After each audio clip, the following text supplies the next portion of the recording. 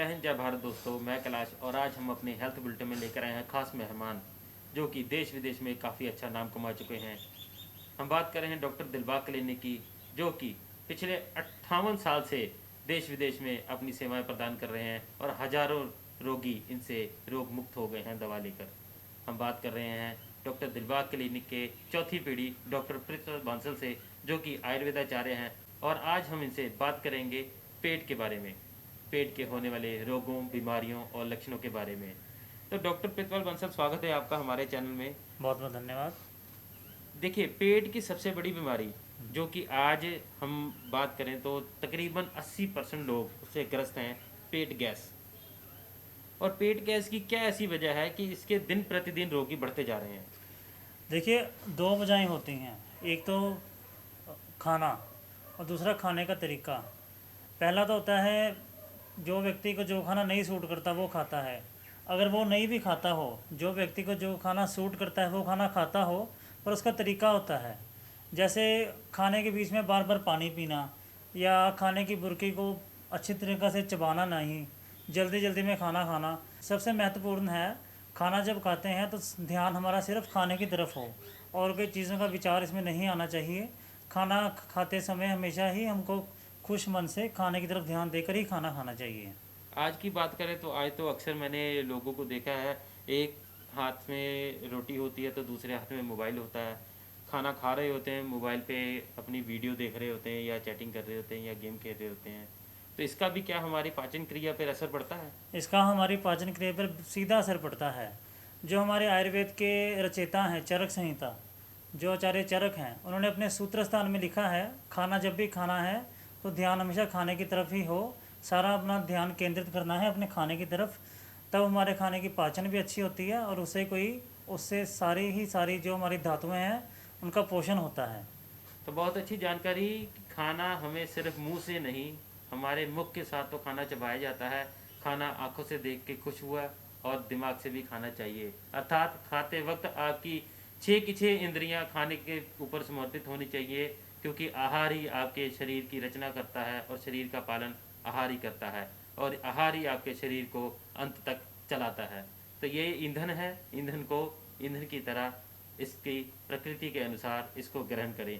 और इसके साथ डॉक्टर साहब एक और बात, कि आज जैसे कि रोगी बढ़ते जा रहे हैं, पेट गैस के रोगी बढ़ते जा रहे हैं, तो पेट गैस की ऐसी क्या लक्षण है या कैसे हम उससे बचाया जा सकता है अपने आप को?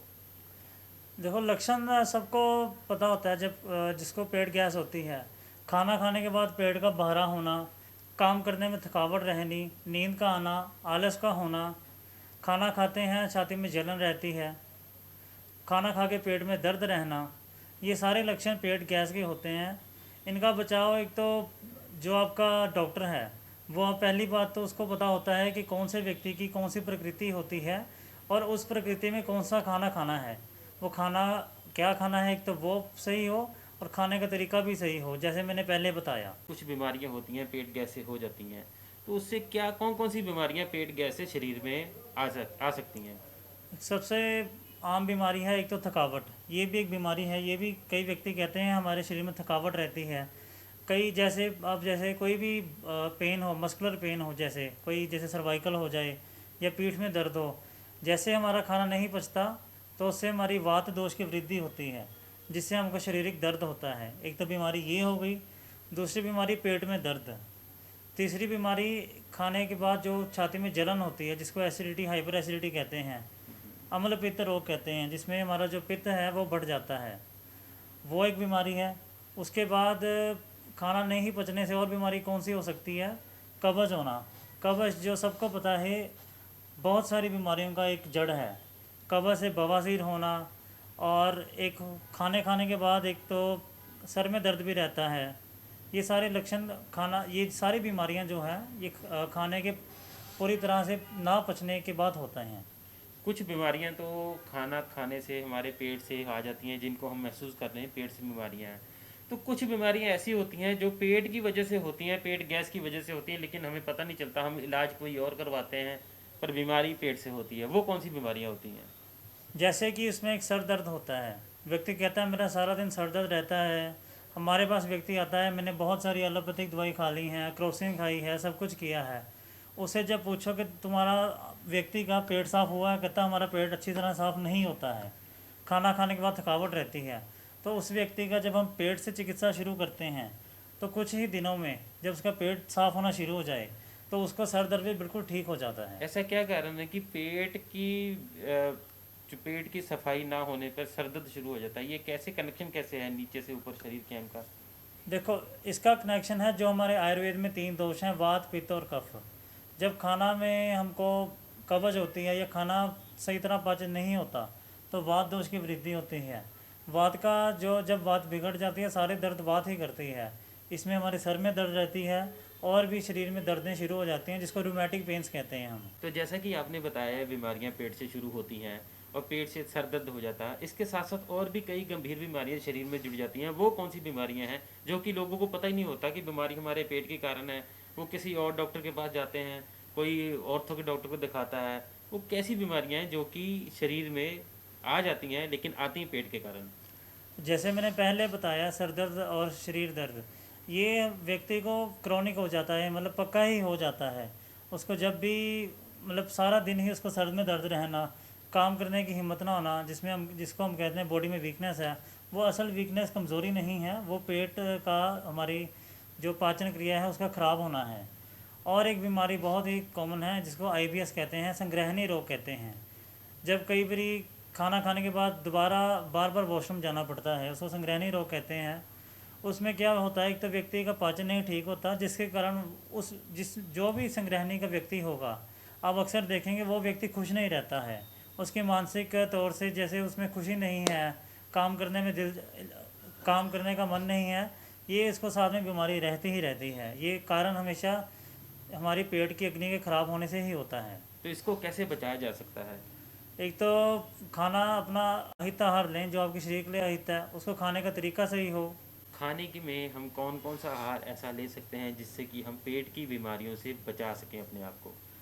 देखो, व्यक्ति जैसे कहता है हमको डाइट करनी है तो डाइट में कुछ खास चीज़ नहीं खानी। खाना हमेशा वही खाए जो आपके शरीर को पाचन हो जाए, जिससे खाना कुछ भी हो शरीर के लिए हितकर होना चाहिए, जो आपको पाचन हो, जो सुपाच्य हो। सुपाच्य आहार से हमारी इम्यूनिटी भी बहुत बनती है, क्योंकि जो हम खाते हैं इम्यूनिटी उसमें होती है। अगर वो पचेगा नहीं सही तो इम्यूनिटी भी नहीं बनेगी। आजकल जो पेंडेमिक चल रहा है उसमें इम्यूनिटी की बहुत ज़रूरत है। तो खाना वही खाएं जो हमको सुपाच्य हो, हमेशा हल्का खाना खाएं जिससे आपकी पेट की बीमारियां भी नहीं होगी और इम्यूनिटी भी बढ़ती रहेगी। और सबसे एक और सवाल आपसे कि हमारे दर्शकों को बताइए कौन सा ऐसा आहार है जो कि शरीर के लिए अच्छा पाचन और अच्छी ताकत दे? दालों में जैसे हम गिनते हैं तो मूंग की जो दाल होती है, जो जिसको हम पंजाबी में तोती मूंगी कहती हैं, धोई हुई मूंगी की जो पीली दाल होती है वो बहुत हल्की होती है। साथ में चपाती खाएं। चावल अगर खाने हैं तो हफ्ते में एक ही बारी खाने हैं, वो भी शाम के टाइम नहीं खाने। फल में जिसको अलग अलग व्यक्तियों को होता है, जैसे जिसको भूख नहीं लगती, कम लगती है, उसको संतरा खाना चाहिए। फल में केला खाए। और सबसे बड़ी बात, सुबह दो हम जितने भी टाइम खाना खाते हैं खाना को चबा चबा के खाना चाहिए और 2 टाइम हमेशा सैर करनी चाहिए, जिससे हमारी पाचन क्रिया भी बढ़ती है, शरीर तंदुरुस्त रहता है और शरीर को काम करने की ताकत आती है। जैसे कि हम बात करें पंजाब की, तो पंजाब में तकरीबन 90% लोग हैं जिनको पेट की बीमारी है, जिनकी पेट बाहर आया हुआ है। खाने में पंजाब सबसे आगे है। खाना, स्वाद, मसाला, यहाँ पर सबसे ज़्यादा मसाला पंजाब में इस्तेमाल होता है। और अगर हम बात करें मांसाहार की, मांसाहार भी सबसे ज़्यादा पंजाब में होता है। यहाँ पर लोग बहुत शौकीन हैं। तो एक शाकाहारी और मांसाहारी में पेट की बीमारी को लेकर अंतर हो सकता है? ऐसा कोई अंतर नहीं होता। Excess of everything is bad. कोई भी चीज़ ज़रूरत से ज़्यादा ले, चाहे वो शाकाहारी हो और चाहे वो अहिताहार भी हो, वो भी ज़रूरत से ज़्यादा लेने में प्रॉब्लम करेगा। तो हर चीज़ की एक लिमिट में सेट हो। अब हम तला खाने से बिल्कुल नहीं रोक सकते, किसी को ये नहीं कह सकते तो बिल्कुल तला बंद कर दें। तो हर चीज़ खाएं। जैसे अब रूटीन सेट कर लें, जैसे हमको पता है कि अब हमने तला खाया जाता है तो रूटीन सेट कर लें कि हमने तला हफ्ते में एक बारी ही खाना है। या कई लोग मजबूर होते हैं, उनको हफ्ते में 1-2 बारी बाहर का खाना खाना पड़ता है। वो कोशिश करेंगे खाना वैसा खाएं जो हल्का हो और हफ्ते में एक आधी बारी कोई चीज़ ऐसी खाई जाए तो कोई दिक्कत नहीं है। पर रोज़ाना ये चीज़ खाने से दिक्कत होती ही होती है। बाकी सैर तो सबसे ज़्यादा ज़रूरी है। और हल्के खाने में हम दलिया, दाल और कैसे ब्रेड को भी हल्के खाने में ही ले सकते हैं। देखो, हम कुछ भी खा सकते हैं पर लिमिट में खाना चाहिए। हमेशा खाना एक लिमिट में होना चाहिए। हमारा जो पेट है उसके हमको एक तरह से इमेजिनेशन करनी है। 4 भाग बना लें।